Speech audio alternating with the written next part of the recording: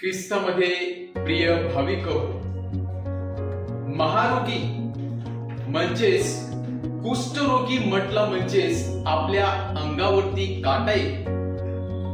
आपल्या मनामध्ये वेगवेगळे विचार येतात.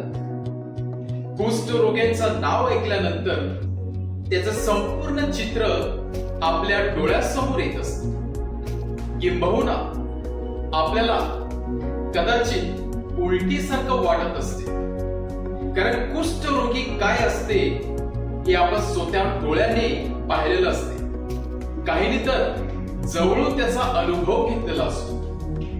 कुष्ठरोगी म्हणजेच ज्या व्यक्तीला कातडीचा आजार झालेला असतो. हा असा एक आजार असतो की तो हळूहळू माणसाची कातडी खाऊन टाकत असतो, ज्याच्यामध्ये माणसाचे हाताची बोटे, पायाची बोटे पूर्णपणे निकामी होत असतात.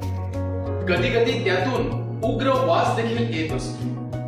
आणि अशा प्रकारचे कुष्ठरोगी जुन्या करारामध्ये पुष्कळ होते. आणि जुन्या करारामध्ये आपण ऐकत आहोत, जर कोणी अशा प्रकारचे कुष्ठरोगी रस्त्यावरून जात असेल तर लोक ताबडतोब पळून जात असतात. लोक आपली तोंड झाकत असतात. या कुष्ठरोगांना गावामध्ये येण्यासाठी, शहरामध्ये ओपनली चालण्यासाठी मनाई होती. आणि त्यामुळे त्यांना रात्रीच्या प्रहरी प्रवास करावा लागत असे.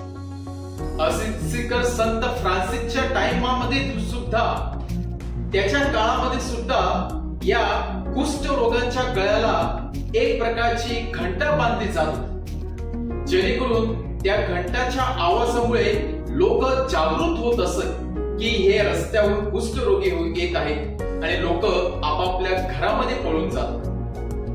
आजच्या शुभवर्तमानामध्ये आपण याच कुष्ठरोगीविषयी ऐकत आहोत. येथे काहीतरी वेगळं घडत आहे, विलक्षण गोष्ट घडत आहे. जेथे लोक त्या कुष्ठरोग्यापासून पळून जात होते, जेथे कुष्ठरोग्यांना गावामध्ये, शहरामध्ये फिरण्यासाठी मनाई होते, तेच आता कुष्ठरोगी प्रभू येशूच्या मागे येत आहे. प्रभू येशूच्या मागे येऊन मोठ्याने विनवणी करत आहे. व ती विनवणी काहीतरी वेगळ्या प्रकारची आहे. प्रभूजी, तुमची इच्छा असेल तर मला शुद्ध करा. काहीतरी वेगळ्या प्रकारची विनंती होती. एवढा भयंकर आजार असून देखील, गावातून, समाजातून बहिष्कृत केलेला असून देखील हा कुष्ठरोगी सांगत आहे, जर तुमची इच्छा असेल किंवा तुम्हाला योग्य वाटत असेल की मला या आजारातून मुक्ती मिळावी, तर तुम्ही मला शुद्ध करू शकता. या एका शब्दाने प्रभू येशूच्या हृदयाला खरोखर स्पर्श झाला. आणि प्रभू येशू ख्रिस्त स्वतः त्या कुष्ठरोग्याकडे जातो, त्याचा हात आपल्या हातामध्ये घेतो, त्याला स्पर्श करतो आणि त्याला शुद्ध करतो.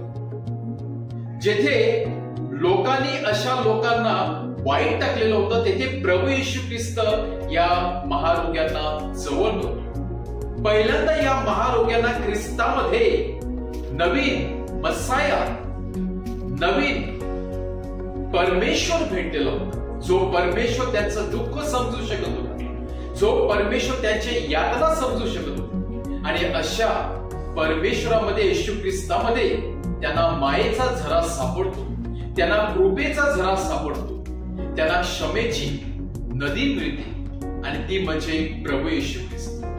आज आपल्यामध्ये देखील कुष्ठ आहे. जरी कुष्ठरोगी हळूहळू नष्ट झाले तरी आपल्या मनामध्ये कुठे ना कुठे ते कुष्ठ लपलेलं असतं. आणि कुष्ठ कुठल्या प्रकारचं असते? कधी कधी रागाच्या रूपामध्ये, द्वेषाच्या रूपामध्ये, कधी कधी कपटाच्या रूपामध्ये, जलसीच्या रूपामध्ये, कुभावनेच्या रूपामध्ये, एकमेकांना खाली पाडण्याच्या किंवा वैराच्या रूपामध्ये हे कुष्ठ कुठे ना कुठे आपल्यामध्ये लपलेलं असतं. हे बाहेर कुष्ठ माणसाची कातडी खाऊन टाकते, माणसाचा चेहरा विद्रूप करत असते, परंतु हे आतमधील लपलेलं कुष्ठ व्यक्तीचं जीवन उद्ध्वस्त करत असते, व्यक्तीचा आत्मा कमकुवत करत असते.